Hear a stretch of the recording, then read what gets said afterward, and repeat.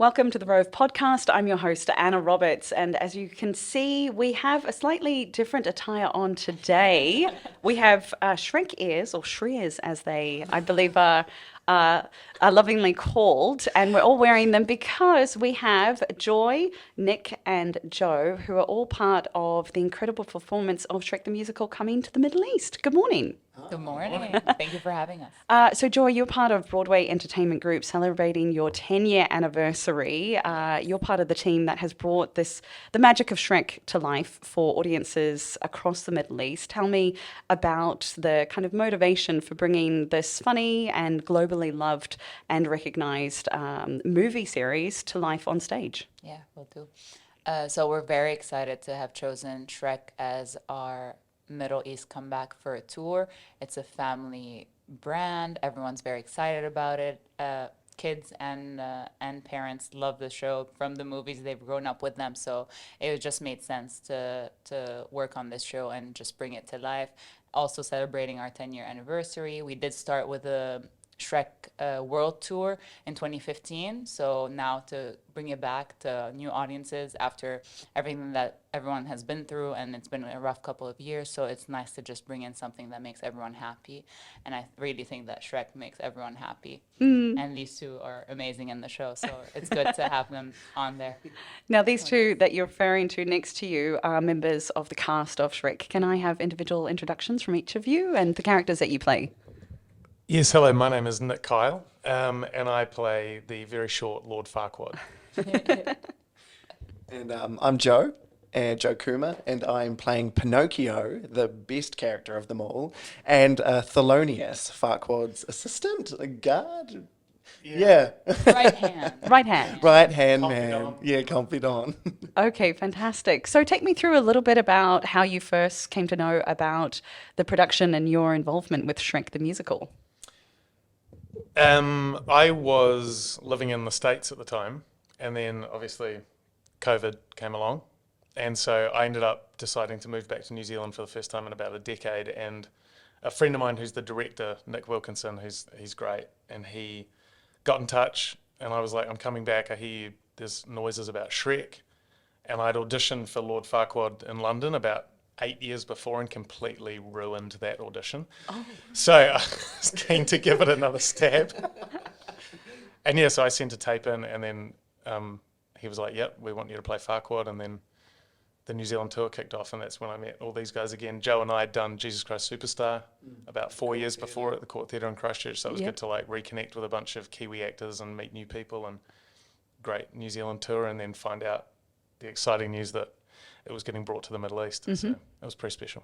Oh, incredible. Okay, fantastic. Can you take me through your initial start with Shrek the Musical? It was very similar to Nick, actually. I know our director, Nick Wilkinson, and it was one of those things I had actually auditioned as well. So he invited me to audition. And then after the kind of audition process and everything like that, I heard that I got it, and I was absolutely rapt. Yeah, I was so fortunate to, be a part of such an amazing cast, and as Pinocchio as well, such an amazing character to play in this musical. So yeah, it's been amazing. And how big is the cast in total that travels with you? I guess on stage you've also got support as well. Do you want me to take this? Yeah. 21? There's around 20 cast. There's full-time 15 on stage, and then we have swings who are backstage and also on stage, and sometimes they flip. There's a lot of moving parts to the show, so our crew is very much part of the cast as well, because the set is huge. The dragon takes like 6 people to move. Oh, wow. It's a beautiful, beautiful puppet, if you want to call it. It's huge and beautiful. So all in all, we have 35 Kiwis. And then we have about... Sorry, as a Kiwi myself, I just think that's incredible. I didn't realize that there were so many Kiwis 35. involved. Wow. Yeah, it's really cool. And then we have maybe 15 in local crew that we pick up once we travel. So yeah, it's been very nice to integrate everyone together in the different parts of the Middle East, yeah. You talk about the different parts of the show then. Maybe I can hear from both of you then the physicality of the show. Is it something that you had to train for or prepare for, aside obviously from your acting skills? Yeah, definitely. You have to prepare for it. The costumes themselves are very heavy. They're larger than life, and they're so beautiful. But you have to be, you're fit. You have to, work yourselves up into it. It's amazing. Even vocally, doing character voice and everything. I don't know. It's you have to Well, prep your body definitely for Nick it. has Definitely, a very yeah. hard physicality like to it because he plays Lord Farquaad and he's very tall. Yeah. So there's this like unbelievable piece of costume, which is this huge apparatus underneath with some little fake legs on the front. Okay. So I do the whole show on my knees. And so all the choreo, all the movement and everything, I'm just charging around on my knees. So It's really funny. yeah, so Really good. it was, when we were blocking the show, I kind of gave a little bit of a side eye to our choreographer because she was like, and then you'll just run over there, and then you'll go around the back. And I'm like, okay, I am going to be doing all of this on my knees. So yeah, by the end of the show, especially on the 2 show days, We're tired, yeah. You'll be getting a knee replacement, or the knee. The funny thing is, because the costume's so well made, the knees are actually great. They're like super padded. Really, it's just the rest of my body that's falling apart. yeah, wow. And I don't think there's really any kind of fitness classes that you can really prepare No. for that type of challenge, can you? Yeah, and I think if I'd been running around the house on my knees in preparation, people would have been asking questions. This is very true.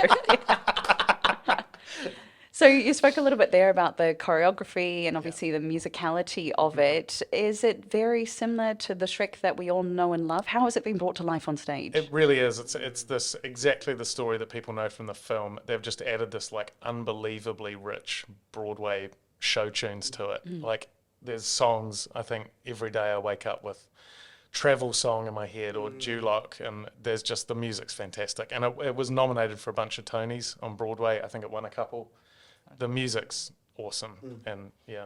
The set and the costumes have won like Yeah. Tony Awards, and obviously the movie has won the Oscar. So it's all based on Shrek 1 and that story that we all know and love, and has like about 15 original songs, like very Broadway. So it's a really, really fun show Fantastic. for everyone.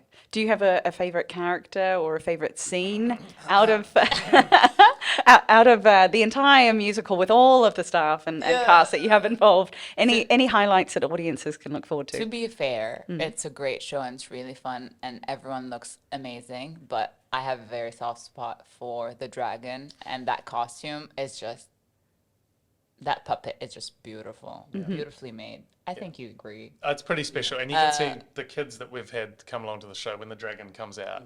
There's some Mind blown. Yeah. light up They get faces. it gets the same reaction as when Shrek comes out, and it's just beautiful to see. Like people can't believe that. Oh my God, I can see a green ogre on stage, and I see Lord Farquaad, Pinocchio, and Pinocchio's nose actually grows in the show. What? I don't know how it works. I don't want to know how it works, but I love it. We Yeah. skipped over this. Tell me more. There's a few scenes where I lie. I can't ruin the magic, obviously, but Don't tell us. yeah. But Pinocchio, when he lies, his nose grows to show that he's lying, and then when he tells the truth, it comes back. Yeah, and Quite something. yeah, it's really amazing. fun. It's really, really, really funny, and every single time I let my nose grow after my lines, the audience loses it. It's amazing. Yeah, it's amazing. It's great because every character has their own quirk and something magic about them, because everyone's a fairy tale creature in that show. So it's just nice to bring a bit of each one of them on stage. It's also really amazing because, like you mentioned, with the number of people involved, what you get that you don't get in the film is all the little characters coming out. Yeah. Like all the ensemble have these great little characters that in the film may have just been in the background of one scene, and they all have little moments where they come forward and little scenes and songs, and it's really special. It's like a real ensemble piece. Yeah. Fantastic. And what have you noticed that has been unique to audiences here in the Middle East in terms of their reaction or their love for a character or to a scene, or just how you've found the whole experience now working and touring across the Middle East? I think I found that there's this real like wonderment that I think maybe New Zealand audiences have been a bit more used to shows with like crazy characters and costumes and all that kind of thing. And over here, there's just we've had gasps, random just applause breaking out in the middle of a scene just because of a certain piece of set came on, or they see a bit of costume that they didn't see before. And so I think that's been special to like just hear the like wonderment towards the look of the thing and the feel of the thing that maybe for some people they've never seen anything like this before. Okay. Which is pretty great. Yeah, I mean, what we were talking about before we came to record this was my first experience of theatre in New Zealand, and that was seeing a big, what we would call a Broadway musical kind of brought to life in front of me. What are your earliest memories now that you're working on stage of seeing theatre or seeing actors and thinking, wow, I really want to experience that for myself? Yeah, I think mine was at the Court Theatre. I got taken to Wind in the Willows Oh, when classic. I must have been 8 or 9, and I still remember it. And then I didn't really realize how much I loved it until much later on in life. Kind of fell back into theatre when I was about 18, and it suddenly, that memory kind of kicked back in. And then my first professional show was with some of the actors who had been in that production, and so it was just this amazing. And I feel like some of the sounds that like kids have been making on this thing, I'm sure there's going to be a lot of little inspired performers coming out of the Middle East in the next few years, judging by the reaction we've had, Yeah. which is awesome. And yeah, it was very. I grew up in a farm, a massive farm, so we had local like theatrical societies that would put on shows. And one of my first ones that I saw was Hairspray, and it was phenomenal. And I remember I was 9 or 10 Yeah. seeing it, and it was actually one of my school drama teachers that took me. And from then on, I knew instantly. I went, "Oh wow, I want to be up there." Got the Yeah, theater bug. yeah, absolutely. So yeah, the theatre bug, exactly. Yeah. So yeah, it was amazing. Oh, that's incredible. And from your perspective, then, what has been the change or the evolution in audiences and being able to bring musicals like this to the Middle East? Even though I'm from New Zealand, I grew up here, and I remember we used to have maybe some tours coming to school if we were very lucky. But I mean, we didn't have the facilities like the Dubai Opera, where obviously you guys are performing at the moment. It's changed so much, especially in the last 5 or 10 years. Yeah, it's very true. The way it's actually like, it's funny to see at least Broadway Entertainment Group's trajectory in the last 10 years, where like it started when the first time Shrek came, it was for 5 shows at the World Trade Center because there were no theaters. And now we're playing in a full, beautiful, decked out, one of the most world class venues, which is the Dubai Opera. And just seeing that we could only accommodate 4 or 5 shows for a couple of thousand people. And now you accommodate 8 shows for at least 2,000 people a show. And it's just, and people's hunger has grown and grown, and now they expect more. And I like that people expect more in terms of quality, in terms of content, and they want to see more. They want to take their kids. They want to enjoy live theater. And I really admire the Middle East for being able to take like note and feedback and just grow it. Like all the cities that we've been to have been amazing in terms of growing their audiences and catering to the wants and needs in terms of theater and live theater. So it's been very interesting to see what has been happening for the last at least 10 years. And like more so before COVID, a lot of it was happening. 2018, 2019 were great years for theater in the Middle East. We had just done a Wizard of Oz tour. And then COVID hit, obviously, and we brought Phantom of the Opera for the first time to Dubai, so that was also huge. Then COVID obviously happened, and now we're trying to bring it back. And I think Shrek, with all our partners, with Live Nation, Rove, Dubai Calendar, everyone is very excited about just bringing these shows here. And Shrek is a very good one. I want to ask all of you something as well, because obviously we talk about the years that have passed with COVID and the huge changes that it made to all of our lives in various different ways. One thing that I've discovered personally is that I found myself to be focused a lot more on creativity or trying to find aspects of my life where I feel inspired and elevated and see things from a different perspective. And all of our lives are now kind of interchanged with aspects of the digital realm. But we come back to theatre and we come back to very tangible and very, physical experiences that we want to see and really be, taken over in terms of our senses. Has this been something that you guys have found in terms of the art that you produce as actors or the creative industries that you work in as well? I think for sure, I can just speak briefly and you guys can take over, obviously. It's just, no, because in terms of our side, in terms of producers, after spending 2 years with the screen, everything we want is just to bring that same magic back on stage and have people remember that, yes, there is magic on stage. So that's been the best part of just trying to reintroduce everyone to the beauty and the magic of live theater. Don't stay at home, watch Netflix all the time. Yeah. You can, obviously, but then come and watch something on stage as well. Yeah, yeah. Yeah, it's the thing about live theatre is it's such a total different experience. You can pause a movie, you can go and get snacks, go and do a little things, and then come back to it. But you have to be fully immersed into live theatre, and you follow the journey with these characters and these actors that are creating life stories for each individual character. It's beautiful. And so with COVID and everything, I was so excited to do some prep, do some own personal development with the performing arts industry, like my personal career. And then as soon as I was able to, back on the stage to start, developing more and showing more people musical theatre and what it is to, experience live theatre. Yeah, absolutely. And yourself? Yeah, I think what COVID showed nearly everyone on the planet was how important what we do is, because when no one could do anything, what did they fall back on? Netflix, music, thing like that, creativity, acting, singing, music. And so it's such a part of the fabric of who we are.